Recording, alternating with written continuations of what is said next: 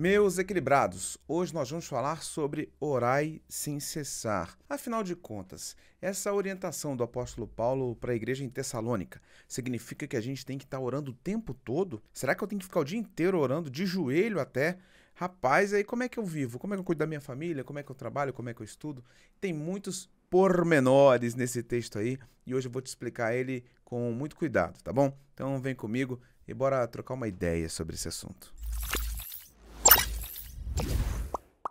Fala, meus equilibrados, tudo bem com vocês? Espero que sim. Pastor Léo na área, começando mais um vídeo aqui. Se é a sua primeira vez, seja muito bem-vindo. Você é importantíssimo pra gente, tá certo? Por quê? Porque é através do seu feedback, do seu comentário, do seu like, que a gente percebe o caminho que a demanda está surgindo. Então, eu quero que o pastor me ajude a falar sobre algum assunto, me tire uma dúvida sobre tal conteúdo, o que você pensa sobre isso? E a gente vai aqui construindo junto esse canal. Esse canal não é apenas a minha opinião sendo vomitada aqui, não. Aqui é um conteúdo bíblico, puro e simples. Palavra de Deus. E muitos desses vídeos nascem através do pedido de vocês. Então, nesse vídeo aqui, nesse comentário, você pode colocar também uma solicitação de algum tema, que com muito carinho, à medida do possível, eu vou te atendendo.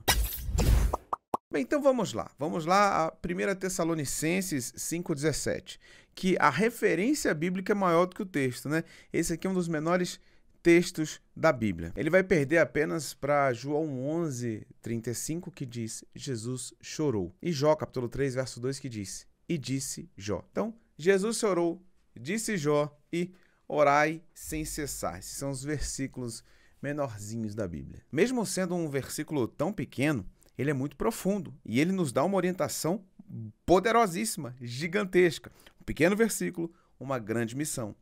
Quando a Bíblia vai falar para que nós estejamos orando o tempo todo, a gente precisa tomar muito cuidado com essa prática. Por quê? A Bíblia está dizendo, esteja em oração o tempo todo. Então vamos pensar primeiro o que esse versículo não significa, para depois a gente ir para o que significa. A Bíblia vai dizer em Mateus, capítulo 6, versos 7 e 8, algo muito importante. Olha só. E orando, não useis de vãs repetições, como os gentios, que pensam que por muito falarem, serão ouvidos. Não vos assemelheis, pois, a eles, porque o vosso Pai sabe o que vos é necessário, antes de vos lhe pedirdes. A primeira coisa que a gente tem que entender é que orar sem cessar não é ficar repetindo e falando o tempo todo a mesma coisa. Nós falamos oração.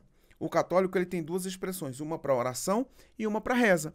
Rezar, muitas pessoas acham que é sinônimo de oração. Em alguns momentos, sim. Mas a reza também são orações prontas. O Pai Nosso, eles têm também a Ave Maria. Tem algumas rezas do credo católico, não é isso? Só que em alguns momentos, e eu já passei por isso, quando eu fiz a minha primeira comunhão, eu tinha, não sei, 9, 10 anos, por aí. Era a idade mínima que podia fazer. Meu pai era muito católico na época. E aí eu fiz a primeira comunhão. E aí eu fui me confessar. E o padre falou assim, ó, o que você faz? Quais são os seus pecados? Conta aí seus pecados. E eu falei, não, padre, não tem pecado nenhum, não tem não, tô de boa. Porque eu não tinha um conceito de pecado, pra mim pecado era roubar e matar. Depois da conversa, ele foi me explicando, eu falei, não, eu tenho 2 pecados legais aí, padre, não, pastor. Tenho 2 pecados bons aí, padre. Ele, diga. Eu falei, aí eu falei pra ele assim, olha, eu falo muito palavrão, eu falava muito palavrão, falava muito. Eu era um pré-adolescente, falava palavrão pra chuchu. E também eu brigo muito com meu irmão. A gente às vezes sai no soco, a gente briga, um empurra. Às vezes a gente joga uma coisa no outro e tal. A gente é meio violento assim. Isso é um problema. E aí o padre falou, então vai lá e reza tantos Pai Nosso. E não sei quantos Ave Maria. Aí eu fui pro cantinho lá da igreja, tal, dobrei meu joelho e fiquei repetindo as orações. Bem, essa é uma prática católica. Mas o que a Bíblia diz através de Jesus, Mateus capítulo 6, Jesus está falando, não se preocupe em ficar repetindo as mesmas coisas, tá? O judeu, ele tem uma característica. Quando ele pede alguma coisa para Deus, ele só pede uma vez. Deus, eu preciso de um carro. Me abençoe para trocar de carro? Pronto. Ele não vai pedir depois. Por quê? Porque ele entende que Deus não é ignorante, que Deus não tem Alzheimer, que Deus é onipotente, onisciente, onipresente. Então ele já ouviu a oração, ele já sabe o que é. Então não precisa ficar repetindo. Mas, ao mesmo tempo, no movimento teológico protestante, existem correntes que também pregam isso, que ensinam isso. E quando vão usar esse tipo de argumento, são muito sólidos, são muito veementes, né, no que diga, olha, só peça uma vez. Não pode pedir 2 vezes, não se deve pedir 2 vezes, porque é errado, porque Deus já ouviu. Ao mesmo tempo, gente, tem orações que não, ao meu ver, aí eu vou ser um pouco discordante de alguns teólogos, mas ao meu ver, não faz sentido pedir apenas uma vez. Não porque Deus não ouviu, mas é pelo meu exercício de expressão de fé. Uma mãe que está com um filho doente, na UTI, está internado, ela fala, oh Deus, cura o meu filho. Ela não vai pedir mais? Ela precisa pedir mais, não que Deus precise ouvir mais. Não, peça só uma vez e a partir dali só dê graças, agradeça, louve. É uma expressão de fé e eu respeito, mas eu acho que nessas condições é normal você levantar um clamor na igreja, depois você levantar um clamor com a sua família e você está fazendo um jejum, você está pedindo aquilo. Desde o início já aconteceu. A Bíblia vai dizer isso no jejum de Daniel. O anjo, quando vem entregar a bênção para Daniel, fala assim, desde o primeiro dia que você aplicou o seu coração a cumprir os meus mandamentos, a viver a minha palavra, o anjo já tinha liberado a palavra, a bênção já tinha chegado.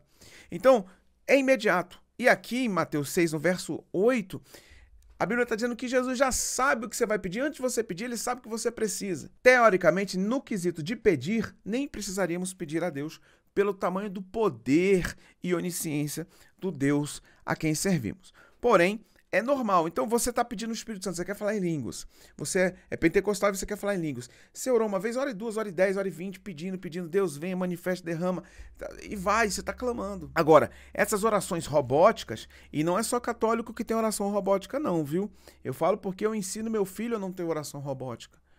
Existem orações robóticas nossas, orações repetidas nossas, por exemplo, antes de dormir, para almoçar. Às vezes é a mesma oração. Filho, ora aí para dormir. Ele dobra o joelho, a gente dobra o joelho junto, ele fala, Papai do céu, muito obrigado pelo dia de hoje, perdoe os nossos pecados, perdoe as nossas transgressões e desobediências. Sempre ele começa orando assim. É um princípio básico, elementar de oração? Com certeza. Mas eu falo, filho, você sabe o que é transgressão? Primeira vez ele não sabia, porque ele me ouvia falando, e repetia, eu falava, transgressão é desobediência. Por isso que eu falo quando eu estou orando com você, transgressão e desobediência. Porque a desobediência você sabe o que é. Quando você ficar mais velho, a gente não vai falar mais desobediência, vai falar só transgressão. Toma cuidado para não falar sempre a mesma coisa. Vai jantar, vai almoçar, Deus, muito obrigado por esse alimento, consagra ele aqui. Coisa robótica. Então tem que tomar muito cuidado para não ficar falando mais do mesmo sempre. E aqui vamos fazer a mesma oração, igual. Ore 10 vezes. Então, cuidado com a vã repetição e cuidado também com o robotismo, porque às vezes é tão prático que você já está falando aqui e você nem está ligado, você está em outro lugar, você está falando, verbalizando, mas a sua mente está em outro lugar. Então, orar sem cessar fatalmente não é repetir oração e falar a mesma coisa várias vezes. Outra coisa que orar sem cessar não é oração ininterrupta, ou seja, orar sem cessar, então eu tenho que dobrar meu joelho e ficar de joelho orando 24 horas por dia? Não. Deus não nos fez para ficar parado 24 horas por dia em oração. Deus nos fez para produzir. Deus nos fez para glorificar o nome dele. Quando Deus criou Adão, botou Adão no jardim, não tinha pecado, não tinha transgressão, não tinha concupiscência, não tinha nada disso. E Deus botou Adão para trabalhar. Cuida do jardim. Você sabe a dificuldade que é gerir um jardim gigantesco? Porque não era um jardim igual o jardim da tua casa, não. Que ali meia dúzia um pé de limão, 4 gramas, um mato e não. Era uma floresta gigantesca, era um grande jardim. Cuida, tá? A gente não tem o diâmetro exato, as medidas perfeitas do tamanho do jardim, mas é possível concluir, viu? Para as pessoas mais rigorosas na informação, é possível concluir que era gigante. Isso aí, até porque os animais estavam ali dentro. Então, existem biodiversidades um pouco diferentes para cada tipo de animal, né? Não é o mesmo lago que vai beber a água, o hipopótamo, o leão, a girafa. Então você precisa de uma biodiversidade mais complexa aí. Então entende-se que era maior. Ao mesmo tempo, não tinha pecado, mas já tinha trabalho. Então Adão não podia trabalhar porque ele tinha que ficar orando, porque o conceito é orar sem cessar. Mas a Bíblia diz que na viração do dia tinha um momento que Jesus chegava, que Deus chegava, né? Que Deus chegava, não Jesus, e ia ter com Adão aquele momento de comunhão, aquilo que hoje nós chamamos de devocional. O que é a devocional? É o momento que você vai tirar com Deus, de oração e leitura bíblica. Quando você ora, você fala com Deus. Quando você lê a Bíblia, Deus fala com você. Então a viração do dia ele era o encontro de Deus com Adão. Então Deus falava com Adão, Adão falava com Deus.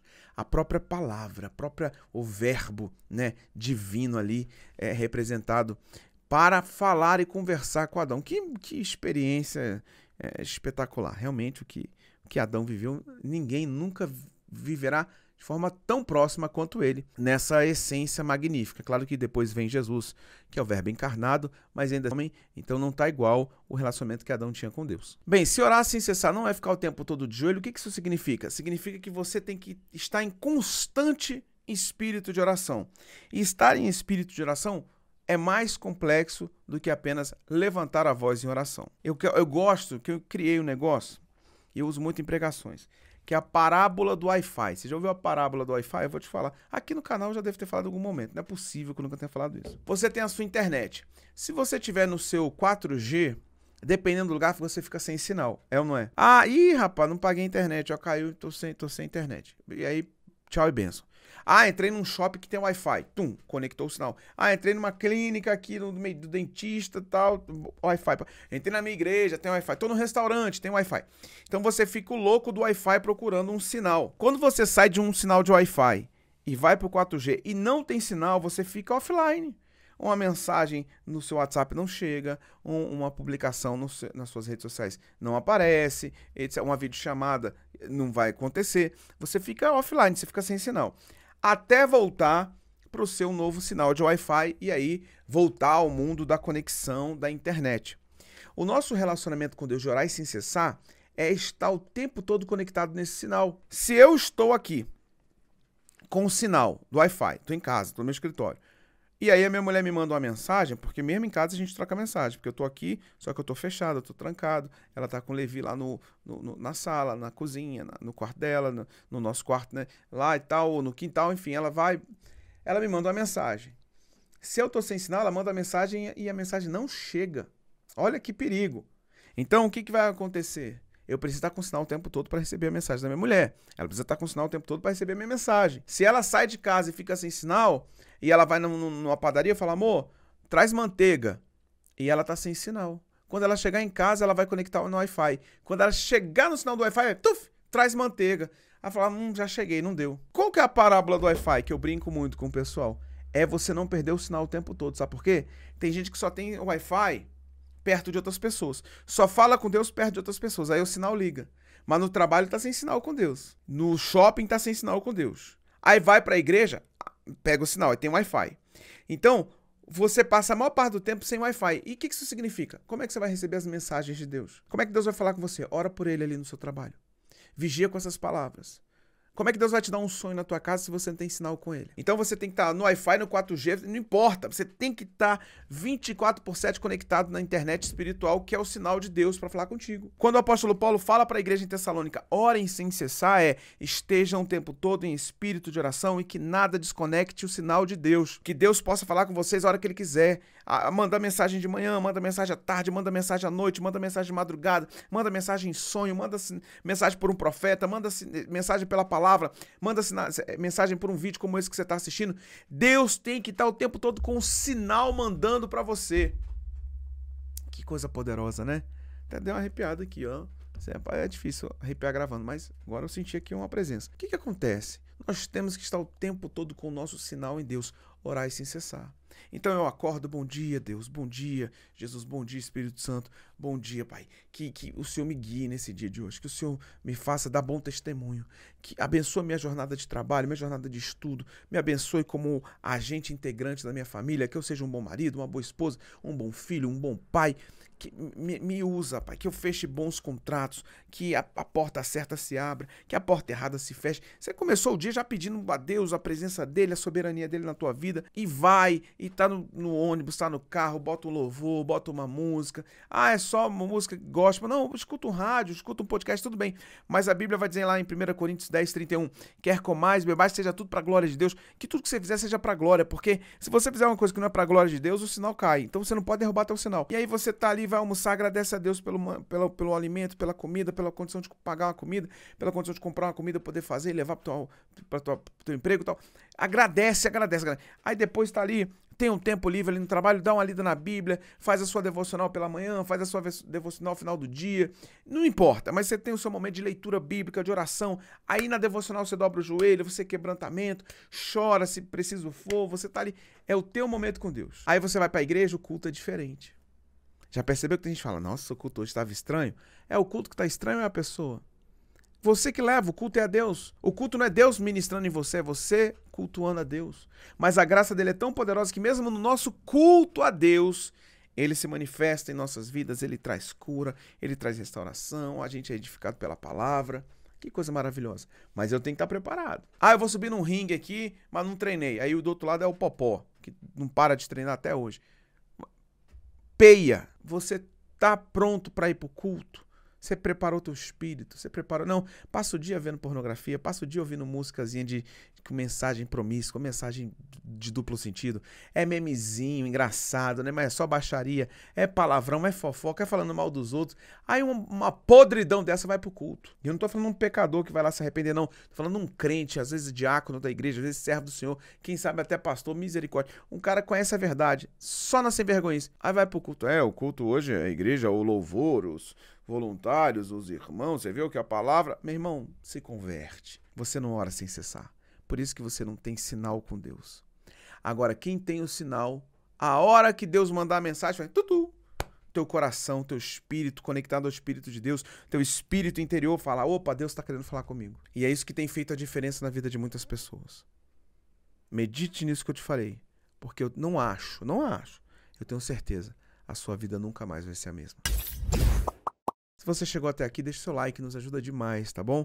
E claro, compartilha esse vídeo. Eu fiquei uma semana sem postar vídeo por causa da correria, trabalhando muito na igreja, assim, só Deus. Porque quem é de longa data aqui no canal sabe.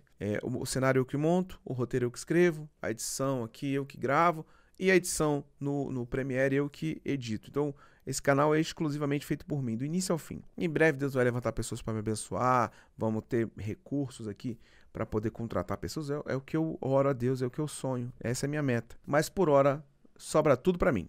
E aí, tem hora que eu não consigo dar conta pela família, pelo trabalho secular, não o trabalho do mundo, né? Mas eu trabalho fora também. Então, e sirvo muito na igreja, cuido do Ministério de Homens da igreja, ajudo demais também na parte de comunicação, vídeo, edição, as coisas lá também. Então, assim, minha vida tá completinha de ocupação. Se eu botar um negocinho a mais, explode, porque eu preciso de tempo de qualidade para servir a minha família, para curtir minha família. Hoje mesmo tem uma reunião de liderança, eu vou faltar, porque é aniversário do meu filho. E aí eu vou para uma hamburgueria, vou comer hambúrguer, vou ficar com a minha família. Então, sempre é tudo muito preenchidinho. Então, às vezes eu não consigo botar o vídeo segunda, quarta e sexta aqui por conta disso. E às vezes, por não entregar certinho, o algoritmo acaba me prejudicando porque eu não fui muito sólido nas postagens. Mas aí você que recebeu esse vídeo, tá até aqui, entendendo isso, me ajuda compartilhando, porque se você comentar no vídeo, se você deixar seu like, o YouTube vai falar, pô, o vídeo é legal, o vídeo tá dando engajamento.